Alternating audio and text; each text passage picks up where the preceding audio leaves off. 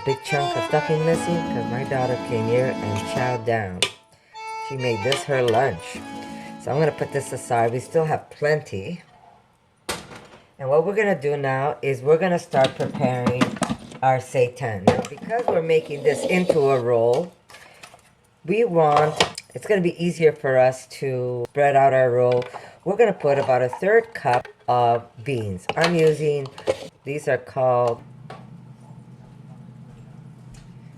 okay, here we go. They're called cranberry beans. And I buy my beans in a jar, as you can tell, because I hate the taste of cans. So I get my beans in a jar. And the jar is always great when I do my pickling stuff. So what we're gonna do, we're gonna add the beans into our food processor, and we're gonna give it a fast whirl just to mash them up. You can even do this by hand, but I'd rather use a food processor. It's gonna be a lot faster. So I'm just gonna put these in. I'll be right back. There we go. As squished as they're gonna get. So we're gonna just put this in here. So that's only a 1/3 cup that I'm using.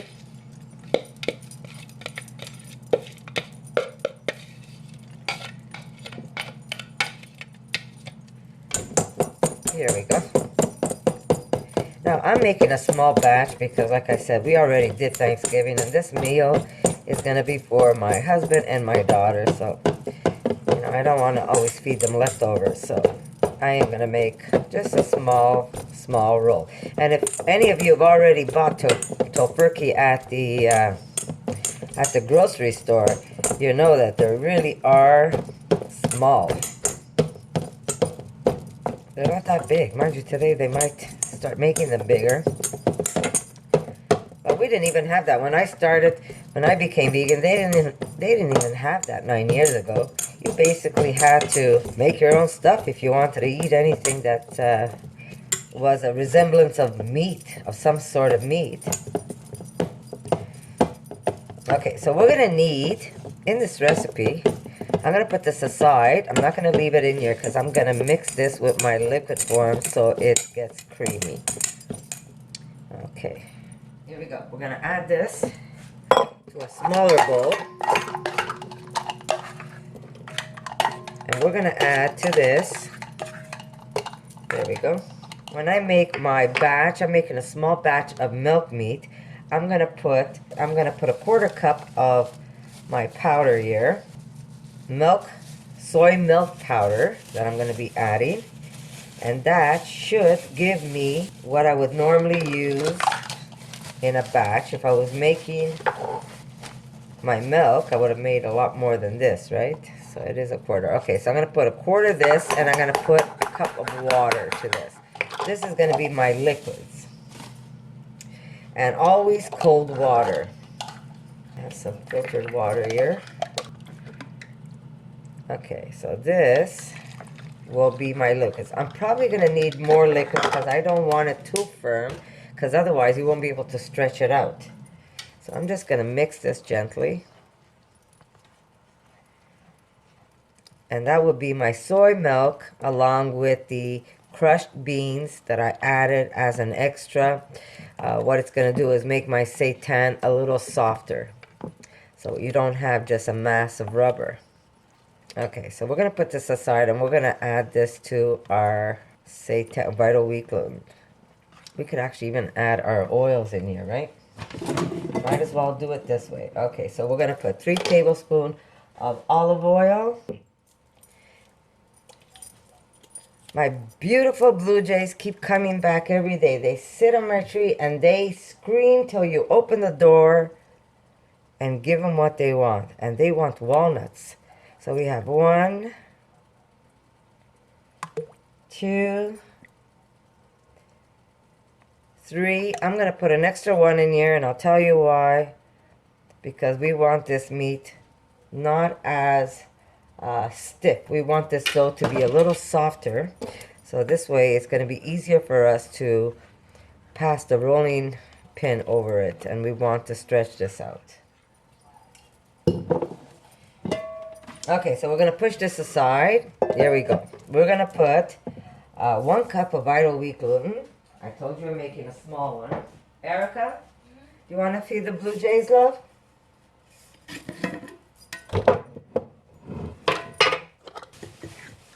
Very expensive birds. My animals are very expensive. Okay, so here we go. We have a heaping cup of vital wheat gluten. So that means I'm going to have to add extra water to that. We need my beautiful, put this aside. We have all the birds in our yard. Yeah, well, the sparrows come every day to eat the peanuts. We have the squirrels, we have all the sparrows in NDG coming, and our blue jay that scares they're really little troublemakers. They scare everybody away so they could get all the goodness. Okay, so we have 1 heaping of my dried mushrooms. Here we go. We need chickpea flour. This also helps to make the meat not as dense. So we're going to put chickpea flour, and we're going to put 3 tablespoons of chickpea flour. Now you can make your own chickpea flour, or you can buy it. It's so much easier just to buy it. But if you don't have any on hand, you can make your own just by putting it through a very powerful blender, and you turn it into a powder, and then you just simply strain it because you want it really fine. And you could take those little bits that are not as fine and just keep passing it till you get your chickpea flour into a nice powdery form. So we've got 3, and if you notice, I'm never precise. That's 3 heaping that I put in. Not heaping, but still heaping. Okay, so now, again, this is my favorite Caribbean spice.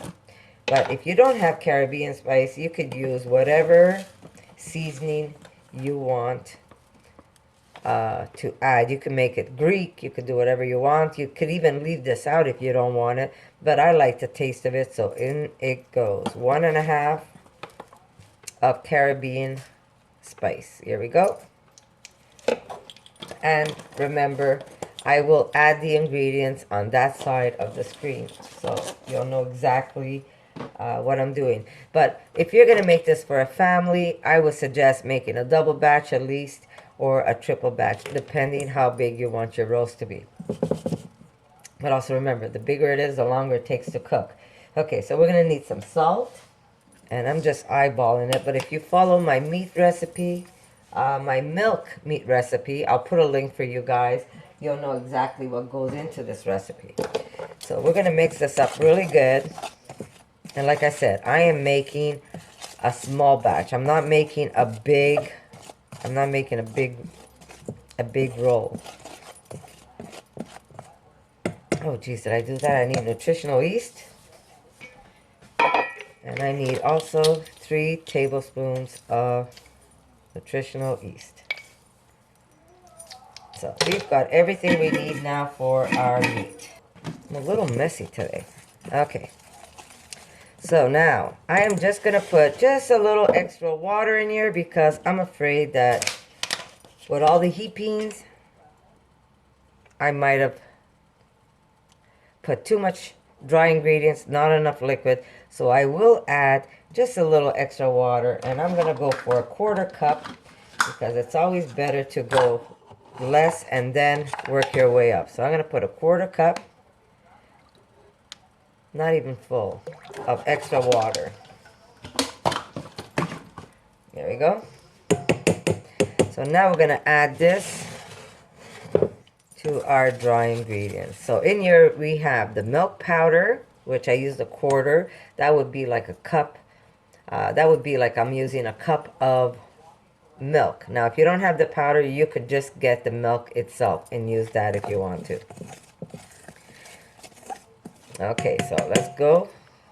We've got it, and I have my beans in here. There we go. And we're gonna quickly mix this. And here we go. And this is how we basically want it. We don't want it too dry, because then you're gonna have a hard time spreading this. So that 1/4 cup really did come handy. Notice how the meat is not as rubbery. So we're gonna be able to mold this.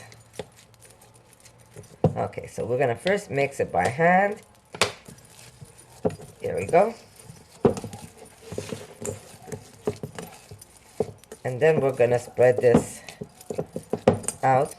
Okay, we're gonna let that sit. And I'm gonna clean up my space. And I'm gonna get a sheet of parchment. I am trying parchment for the first time. I usually, when I make my roll, I use cellophane, but we all know that cellophane isn't healthy for us. I'm trying to find a food grade one, but I'm really having a hard time finding it. So Carol came on one of my videos and told me that she uses parchment paper. So I'm gonna do the same. I hope my paper is strong enough to hold this. We'll see how that works out. So here we go. I'm gonna spray it. Or you can use some olive oil, but I'm gonna spray it so nothing sticks.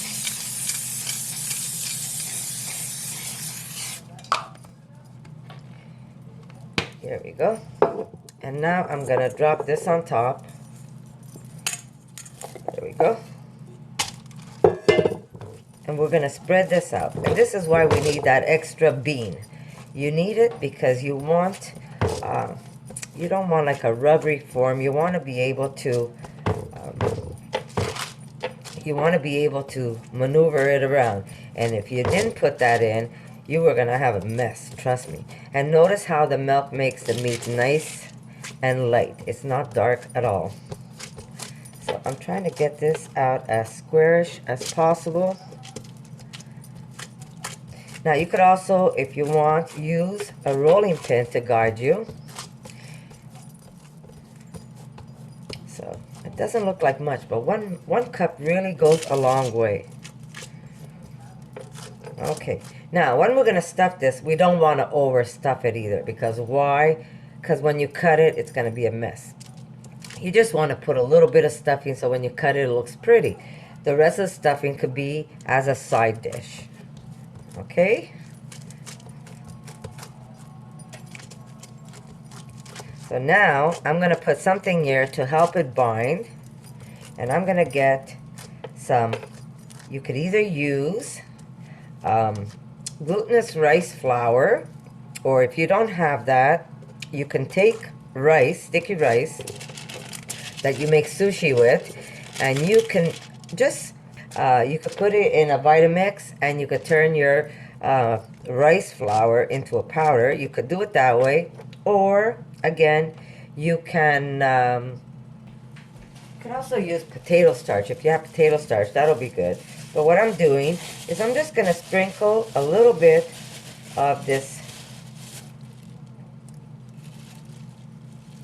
flour, which is going to be nice and sticky, and it's going to hold everything together. Here we go. I'm going to put that aside. And now for the stuffing. Remember, we don't want to overstuff it, because then it will be a mess. And we cooled it off. We cooled it off so that it's easier for us to be able to. Now we're going to put it more to the side there. It's going to be easier for us to maneuver. There we go. Remember, you don't want to overstuff this. This is more so that it looks pretty rather than it being stuffed to the gills, because it will break. When you go cut it, it's going to be a mess. Okay, not overstuff. Okay, we're going to push this up, and we're going to start bringing this over. And then we're going to bring this over to the other side. And we're going to seal it. So there's your roll. Doesn't look so bad, does it?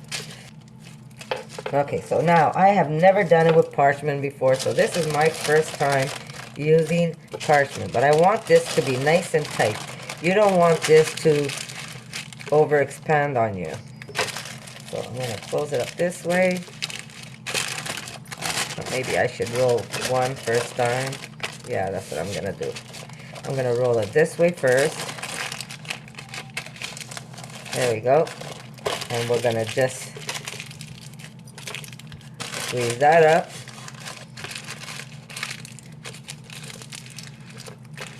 Now, we're going to need more parchment because I don't want this to escape on me.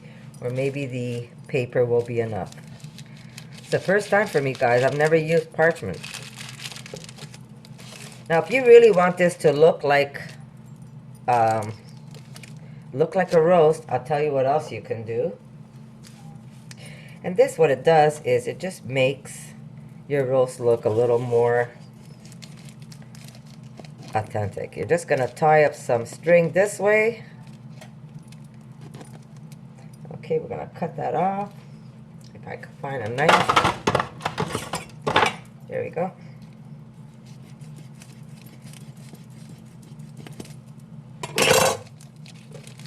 Now you could also use, for this recipe, you could also use, what's it called, cheesecloth. There we go. And now by using the extra fat, we put an extra tablespoon of olive oil. It's going to keep it nice and moist, believe it or not. Here we go. And this is the last one. And it just gives it that nice, authentic roast. But you don't have to. Okay, close on the side. And this is going to be wrapped now with aluminum paper. Now for this, you do want a heavier duty paper if you have.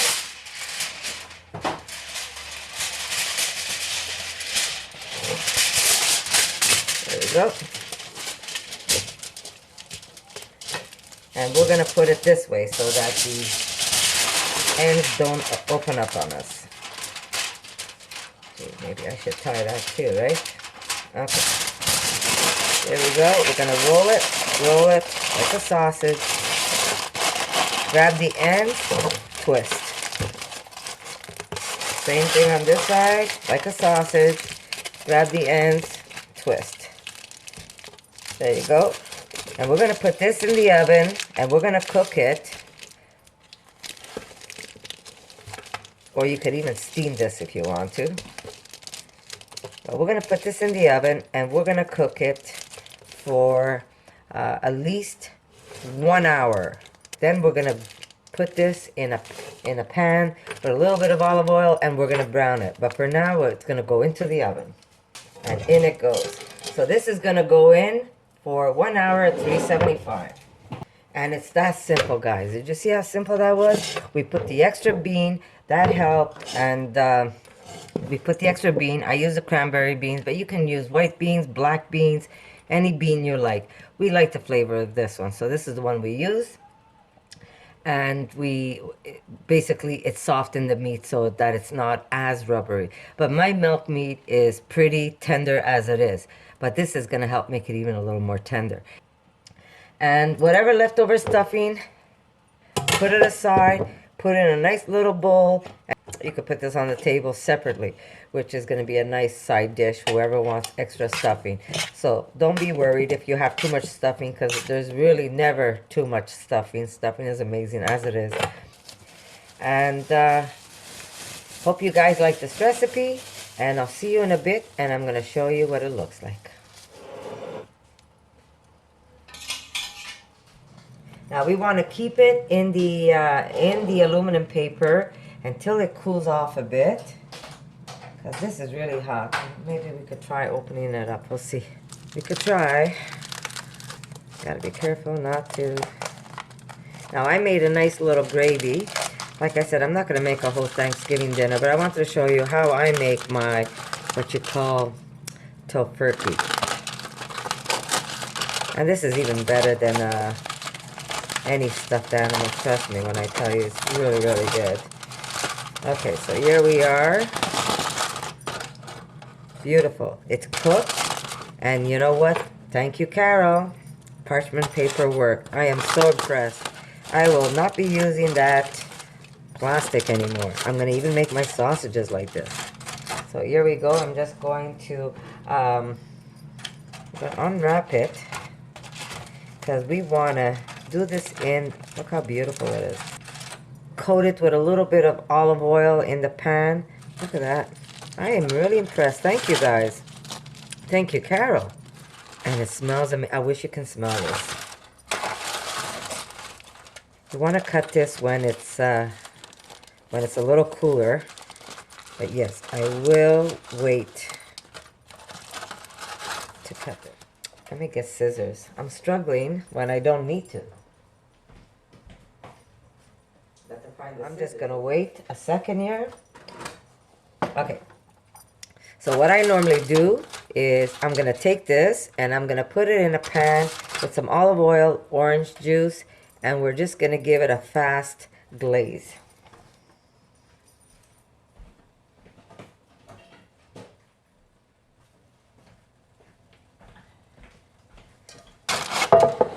Here we go. We're gonna take it and put it right into our pot. So here we go. We're gonna add some olive oil. We're gonna put some fresh garlic. We're just going to cut slices. And if you have a garlic crusher that slices it for you, that's even better if you don't want your fingers to get garlicky. So we're going to put 2 garlic cloves. We're just going to brown this over the burner.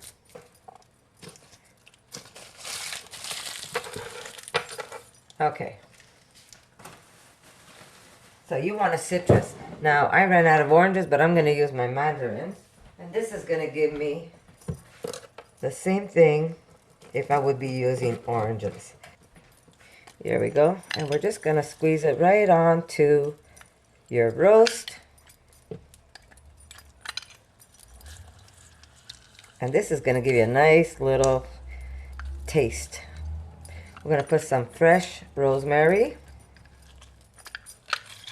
And get as much juice as you can out of it. And if you get little bits of oranges, that's not a problem either. I'll put some fresh rosemary.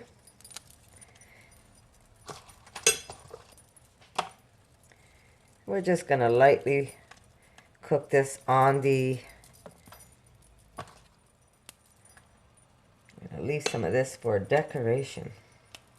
We're going to cook this on the stove. So I'm going to come back. I'm not going to let you sit there and watch me brown it, or can I? I have to find a way to hold my camera while I do this.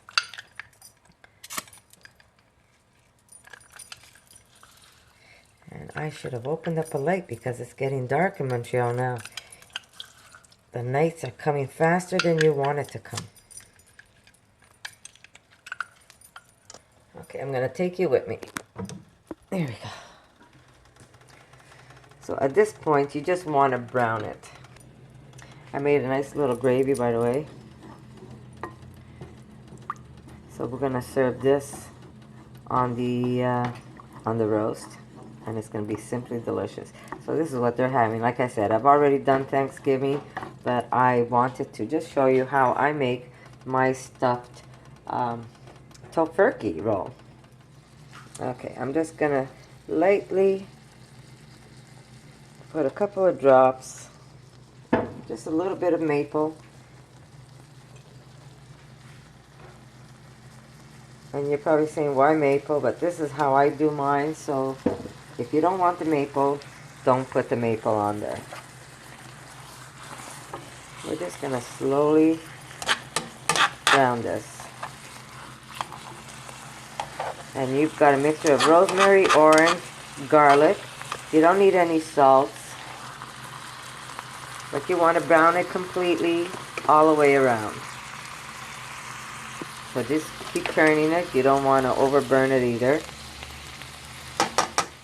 And if I had 3 hands, I'd be holding the camera while I'd be doing the rest of the cooking.